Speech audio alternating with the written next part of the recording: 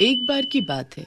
एक गांव में रवि नाम का आदमी रहता था। रवि सब्जी लगाने का काम करता था, लेकिन बहुत मेहनत करने के बाद भी वो अच्छा नहीं कमा पाता था, जिसकी वजह से वो बहुत परेशान था। एक दिन रवि काम से लौटता है। घर पर उसकी पत्नी गंगू उसका इंतजार कर रही थी। आज तो बहुत देर हो गई जी, कहाँ रह गए थे? क्या हुआ? तुम्हें क्या लगता है मैं फालतू में घूमता रहता हूँ? अरे काम पर गया था। हो गई जी, कहाँ रह गए थे? क्या हुआ?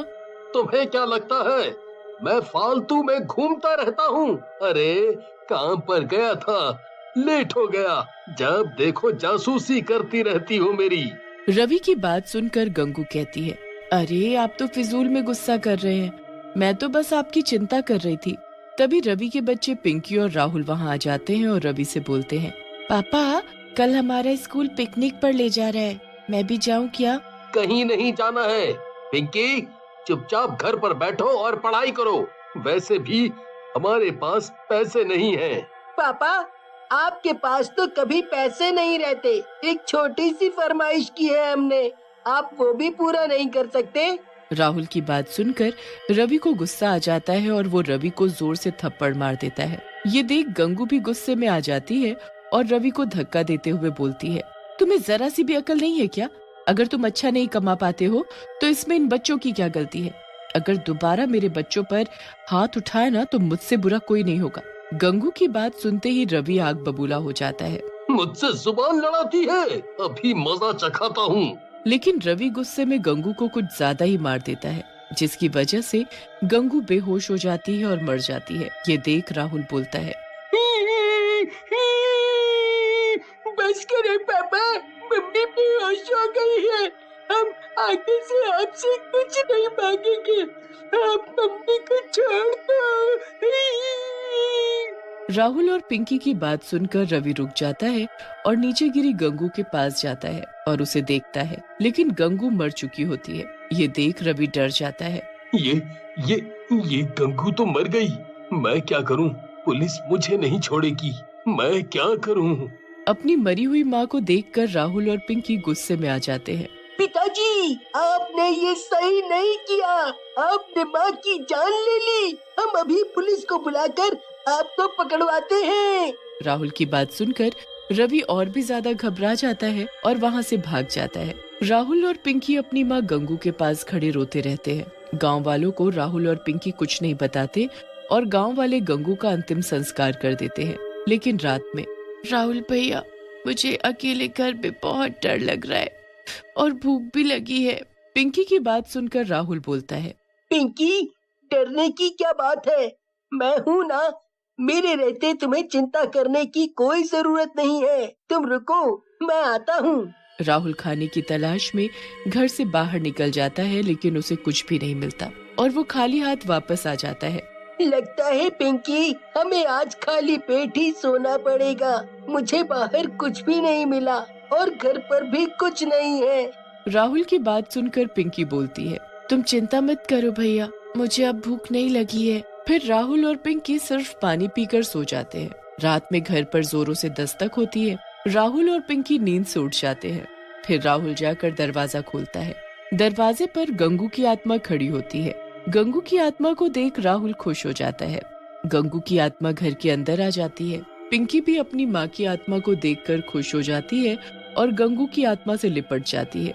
गंगू की आत्मा भी अपने बच्चों को देखकर रोने लगती है और बोलती है, सही कहा मेरे बच्चों, मैं तुम्हें छोड़कर कहीं नहीं जा पाई और देखो भगवान ने भी मुझे वापस भेज दिया है तुम्हारे पास। फिर गंगू अपने पास से राहुल और पिंकी को रोटी देती है। दोनों भरपेट खाते हैं और सो जाते हैं। अगली सुबह गंगू राहुल और पिंकी को लेकर दूसरे गांव में चली जाती है और रूप बदलकर अंडे की रेड़ी लगाने लगती है। मैं उस गांव से तो बाहर आ गई हूँ भगवान, ताकि मुझे कोई पहचान ना सके। हे भगवान, मेरी मदद करना ताकि मैं अपने बच्चों को अच्छे से रख पाऊँ। फिर गंगू रोज अंडे की रेड़ी लगाती और अंडे और ऑमलेट बना बना कर बेचती। उसके ऑमलेट और अंडे बहुत ही ज्यादा स्वादिष्ट होते, जिसकी वजह से दूर दूर से लोग उसके पास आने लगे। गंगू बहन, तुम जो ऑमलेट बनाती हो बहुत ही स्वादिष्ट होता है। मैंने उतना बढ़िया ऑमलेट कभी नहीं खाया। गांव वाले की बात सुनकर गंगू की आत्मा बोलती है, सही में भैया, लेकिन मेरे पति को तो मेरे हाथ का खाना पसंद नहीं है। अच्छा बहन, माफ करना, आपके पति को फिर कुछ नहीं आता जाता, उसे नहीं पता स्वाद का। हाँ। जैसे जैसे समय बीतने लगा, गंगू की कमाई बढ़ने लगी और राहुल और पिंकी भी खूब खुश रहने लगे। लेकिन शायद उनकी किस्मत में ज्यादा दिन खुश होना नहीं लिखा था। गंगू से जलने वाले भी बहुत हो गए थे। एक दिन राणा नाम का दूसरा रेडी वाला अपने दोस्त काला से बोलता है, जब से ये गंगू यहाँ रेडी लगाने लगी है, तब से हमारी बिक्री बंद हो गई है। पता नहीं मनहूस औरत लोगों पर क्या जादू करती है। मन तो करता है इसका गला दबा दूं। सही कह रहे हो भैया, चाहता तो मैं भी यही हूँ। जब से आई है हमारी तो कमाई ही बंद करवा दी। फिर काला और राणा गंगू को मारने का प्लान बनाते हैं और एक आदमी को गंगू को मारने के लिए बुलाते हैं। वो आदमी कोई और नहीं बल्कि रवि होता है, जो कि एक गुंडा बन चुका होता है। तुम दोनों चिंता मत करो, उस अंडे वाली की मैं भुर्जी बना दूंगा, भुर्जी। बस तुम दोनों बताओ कि वो कहाँ मिलेगी।